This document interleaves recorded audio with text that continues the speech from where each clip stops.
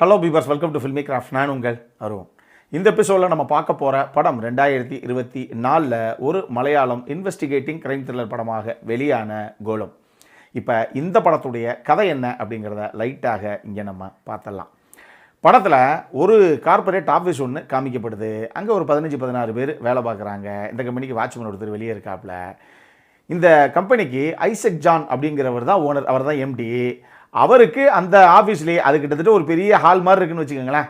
அவ்வளோ பெரிய இடம். அதில் ஓரத்தில் அந்த எம்டிக்கு ஒரு கேபின் ஒன்று இருக்குது, சைடில் ஒரு ரெஸ்ட் ரூம் ஒன்று கொடுக்கப்பட்டிருக்கு அவருக்கு.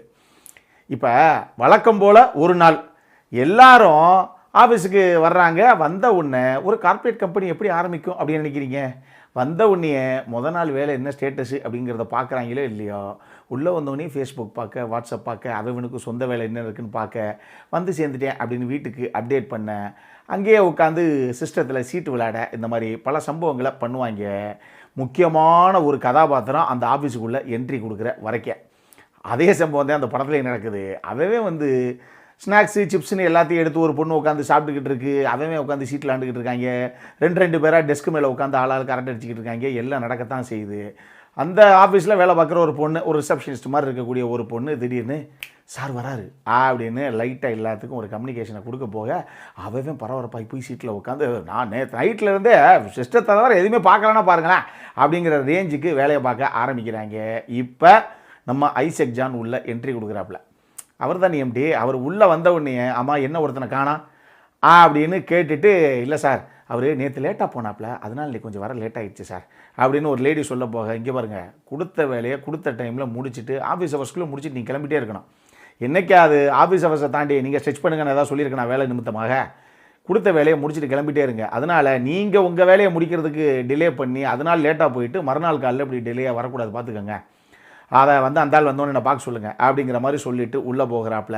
இப்படி ஒரு வழக்கமான கார்ப்பரேட் ஆஃபீஸ் என்னென்னலாம் காலையில் இருந்து அப்படி ஆரம்பிக்குமோ எல்லா சம்பவங்களும் வரிசையாக நடக்குது. ஆனால் திடீர்னு இவங்களே எதிர்பார்க்காம அந்த ஆஃபீஸ்க்குள்ளே ஒரு மரணம் ஒன்று அரங்கேறுது.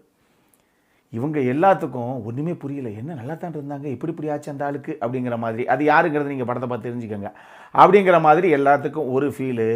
எதுக்கு அவங்க உடனே போலீஸுக்கு இன்ஃபார்ம் பண்ணுங்க அப்படின்னா போலீஸ் ஸ்பாட்டுக்கு வந்துடுது. இதில் சந்தீப் கிருஷ்ணா அப்படின்னு சொல்லி ஒரு ஏஎஸ்பி, அவர் தான் இந்த கேஸை எடுக்கிறாப்புல. அவர் கூட ஒரு 1-2 கான்ஸ்டபிள் ஏட்டுன்னு வர்றாங்க. அதில் நாங்கள்லாம் 30 வருஷமாக போலீஸ் டிபார்ட்மெண்ட்டில் வேலை பார்த்தவங்க, தெரியும் இல்லையா?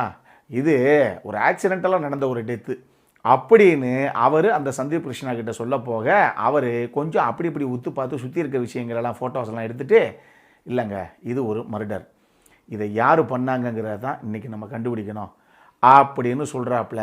அது ஆடியன்ஸான நமக்கே கொஞ்சம் பகீர்னு தான் இருக்குது. என்னங்க சொல்கிறீங்க, இது எப்படி மர்டரு அப்படிங்கிற மாதிரி தான் நமக்கே தோணுது. இதுக்கப்புறம் நம்மளே எதிர்பார்க்காம அடுத்தடுத்து இந்த கதையில் அரங்கேறின சம்பவங்கள் தான் இந்த படத்துடைய மொத்த கதையை. இந்த படத்தை சம்ஜத் அப்படிங்கிற ஒருத்தர் தான் இயக்கியிருக்காப்புல. ஆனால் இந்த படத்தை பார்க்கும்போது 1934 நம்ம அகத்தா கிறிஸ்டி ஒரு நாவலை ஒன்று எழுதினாங்க. அந்த நாவலை அடிப்படையாக வச்சு 2017 ஒரு இங்கிலீஷ் மிஸ்ட்ரி த்ரில்லர் படம் ஒன்றும் வெளியாச்சு. த்ரில்லர் ரசிகர்கள்கிட்ட ரொம்ப பேர் வாங்கின பிரசித்தி பெற்ற ஒரு படம் தான் அது. ஆனால் இந்த படத்துடைய அந்த கோர் ஐடியா இருக்குது பாருங்கள், அந்த கோர் ஐடியாவை எனக்கு என்னமோ கண்டிப்பாக இந்த டீமு அந்த படத்துலையோ இல்லை அகத்தா கிறிஸ்டியுடைய அந்த நாவலில் இருந்தோ தான் இன்ஸ்பயர் ஆகியிருப்பாங்கங்கிற மாதிரி தான் எனக்கு தோணுது. அது நீங்கள் படம் பாருங்கள், உங்களுக்கு இந்த படம் பாருங்கள், உங்களுக்கு தெரியும். அதுலேயும் அந்த படமே நம்ம சேனலில் ஏற்கனவே விமர்சனம் பண்ண படம் தான். அந்த பட பேர் நான் சொல்ல விரும்பல. அதை நம்ம சொன்னோம் அப்படின்னா ஆடா அப்புறம் தான் எல்லாம் தெரிஞ்சிச்சேனே, வேறு என்ன இருக்குது, அப்புறம் இதை எதுக்கு பார்க்கணும் அப்படிங்கிற ஒரு ஃபீலுக்கு நீங்கள் வந்துடுவீங்க. அதனால் அதை நான் சொல்லலை. இந்த படம் பாருங்கள், ஒரு 50 நிமிஷத்துலேயே உங்களுக்கு சமாச்சாரங்கள் எல்லாம் தெரிஞ்சு போகும் என்னென்னு. இந்த படத்தை பொறுத்தளவுக்கு ரஞ்சித் சஜீவ் அப்படிங்கிறவர் தான் ஒரு அந்த ஏஎஸ்பி கதாபாத்திரத்தை பண்ணியிருக்காப்புல. ஃபிட்னஸை செம்மையாக மெயின்டைன் பண்ணியிருக்காப்புல. ஃபிசிக்ஸ் செம்மையாக இருக்குது அவருக்கு, நீட்டாக பண்ணியிருக்காப்புல அந்த கதாபாத்திரத்தை. இது போக திலேஷ் போதன் ஆகட்டும், சன்னி வெயின் ஆகட்டும், சித்திக் ஆகட்டும், அலன்சியர்லே லோப்பஸ் ஆகட்டும்னு சொல்லி பல பேர் அந்தந்த கதாபாத்திரத்தை எல்லாத்துக்குமே அங்கங்கே வந்துட்டு போகிற ஒரு சின்ன சின்ன கதாபாத்திரங்கள் தான். அது எல்லாரும் எடுத்துக்கிட்டதை ரொம்ப நேர்த்தியாகவே கொண்டு வந்திருக்காங்க ஸ்க்ரீனில். இது போக சப்போர்ட்டிங் காஸ்ட் எல்லாருமே அந்த கதாபாத்திரங்கள் எப்படி பிஹேவ் பண்ணணுமோ என்ன பண்ணணுமோ அதை நேர்த்தியாகவே கொண்டு வந்திருக்காங்க ஸ்க்ரீனில். இந்த படத்தை பொறுத்தளவுக்கு சிம்பிளாக உங்களுக்கு சொல்கிறேன் இந்த படம் எப்படி இருக்கும் அப்படிங்கிறத நீங்கள் புரிஞ்சுக்கிறதுக்கு. இந்த படத்தை நீங்கள் 3 ஃபேஸாக பிரிச்சுக்கோங்க. இதில் இந்த ஃபேஸ் 1 அப்படிங்கிறது என்னன்னா, முதல்ல எந்த மாதிரி ஒரு இடத்துல இந்த மாதிரி ஒரு கிரைம் ஒன்று நிகழ்த்தப்பட்டிருக்கு அப்படிங்கிறது தான் இந்த ஃபேஸ் 1. அந்த ஃபேஸ் 1 ஃபுல்லாகவே சேட்டன்ஸ் தான் சம்பவத்தை வெயிட்டாக பண்ணியிருக்காங்க பாருங்கள் அப்படின்னு சீட் எட்ஜில் நம்மளை கொண்டே உட்கார வச்சிடுறாங்க. அப்படி இருக்குது இந்த படத்துடைய ஃபேஸ் 1. இந்த ஃபேஸ் 2ங்கிறது என்னென்னா, என்ன காரணத்துக்காக இந்த கிரைம் நிகழ்த்தப்பட்டிருக்கோம், இதை யார் பண்ணியிருப்பாங்கங்கிற விஷயம் இருக்குது இல்லையா, இதுதான் ஃபேஸ் 2 இந்த படத்தில். ஃபேஸ் 3ங்கிறது என்னென்னா, சரி இதெல்லாம் இருக்கட்டும், யார் பண்ணாங்க எதுக்கு பண்ணாங்கிறதெல்லாம் இருக்கட்டும், இது எப்படிங்க சாத்தியம் அப்படிங்கும்போது அந்த கிரைமை எப்படி ஆர்கஸ்ட்ரேட் பண்ணாங்கங்கிற விஷயம் இருக்குது இல்லையா, அதுதான் ஃபேஸ் 3. இதில் ஃபேஸ் 1ம் சரி ஃபேஸ் 3யும் சரி அட்டகாசமாக தெரிக்க விட்டுருக்காங்க. பக்காவாக இருக்குது இவங்களுடைய பிளானிங் அண்ட் எக்ஸிக்யூஷன் எல்லாமே.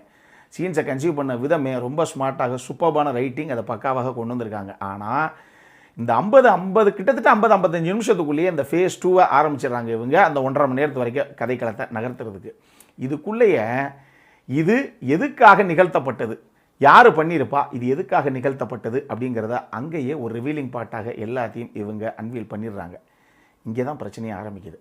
இப்போ படம் 2 மணி நேரம் படம், 50 நிமிஷத்துலேயே என்ன காரணத்துக்காக இது இருக்கும் அப்படிங்கும்போதே என்ன பிரச்சனை, யாருக்கு பிரச்சனை அப்படிங்கிறத இவங்க காட்சிகளாக சித்தரிக்கும் போதே நமக்கு நான் சொன்ன அந்த படம் வரைக்கும் எல்லாம் மைண்டில் வந்துடுது. ஐயோயோ அப்புறம் எல்லாம் தெரிஞ்சு போச்சு, நீ என்ன இருக்குது அப்படிங்கிற ஃபீல் எனக்கு அப்பயே வந்துருச்சு.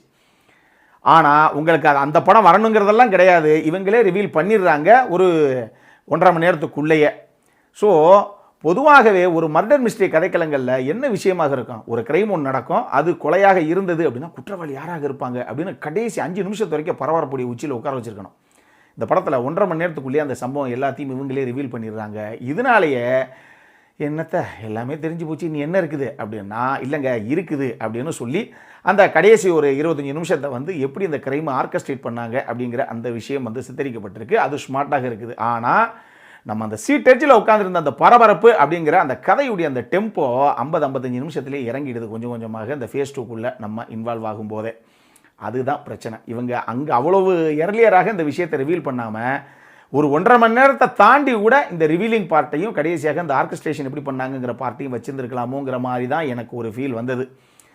இந்த ஆர்கஸ்ட்ரேட் பண்ணுறாங்கங்கிற பார்ட்டு கொஞ்சம் டைம் நிறைய எடுக்குது, ஏன்னா அவ்வளோ டீட்டெயிலிங் பண்ணியிருக்காங்க. அதனாலேயே இவங்க கொஞ்சம் முன்னாடியே ரிவீல் பண்ணியிருக்கலாம், நமக்கு டைம் பத்தாதுன்னு கூட நினச்சிருக்கலாம். ஆனால் நமக்கு இதுதான் ஃபீல் கிடைக்குது. இது தெளிவாக உங்களுக்கு நான் சொல்லிட்டேன். டெக்னிக்கலி ஒரு நல்ல படம் தான் இது. அது சினிமோடோகிராஃபி மியூசிக்ங்கிற ஆஸ்பெக்டில் என்ன தேவையோ அந்த கதைக்கு அது இருக்குது. எனக்கு ரைட்டிங் சைட்லேயும் சரி, டேரக்டரும் சரி, எடிட்டரும் சரி கொஞ்சம் யோசிச்சு இல்லை இவ்வளோ சீக்கிரம் ரிவீல் பண்ணலாமா, கொஞ்சம் தள்ளி வச்சா இன்னும் சுவாரஸ்யம் கடைசி வரைக்கும் ஆடியன்ஸுக்கு ஹோல்ட் பண்ணுமே அப்படிங்கிற மாதிரி கொஞ்சம் யோசிச்சிருக்கலாம் அப்படிங்கிற மாதிரி ஒரு ஃபீல் தான் வந்தது. நான் சொன்ன அந்த மிஸ்ட்ரி த்ரில்லர் படத்தை நீங்கள் ஏற்கனவே பார்த்துருந்தீங்க விமர்சனம் பார்த்துட்டு அப்படின்னா உங்களுக்கு இன்னுமே எர்லியராக படம் என்னங்க எல்லாத்தையும் ரிவீல் பண்ணிட்டாங்க அப்படிங்கிற ஒரு ஃபீல் ஒன்று வர்றதுக்கு வாய்ப்பு இருக்குது. தெளிவாக சொல்லிட்டேன். அடல்காரனை பொறுத்தளவுக்கு இந்த படத்தில் எந்த ஒரு விஷயம் கிடையாது. தாராளமாக நீங்கள் ஃபேமிலியோடு உட்காந்து பார்க்கக்கூடிய ஒரு படம் தான் இது. நம்மளை பொறுத்தளவுக்கு இந்த படம் அப்படி மட்டமான படம்லாம் கிடையாது, ஒரு நல்ல படம் தான். பொழுது போலன்னா தாராளமாக நீங்கள் பார்க்கலாம். அந்த மாதிரி ஒரு டீசெண்டான வாட்ச் தான் இந்த கோலம். இதே மாதிரி இன்னொரு வீடியோவோட அடுத்த முறை உங்களை சந்திக்கிற வரைக்கும் இட்ஸ் அருண் சைனிங் ஆஃப்.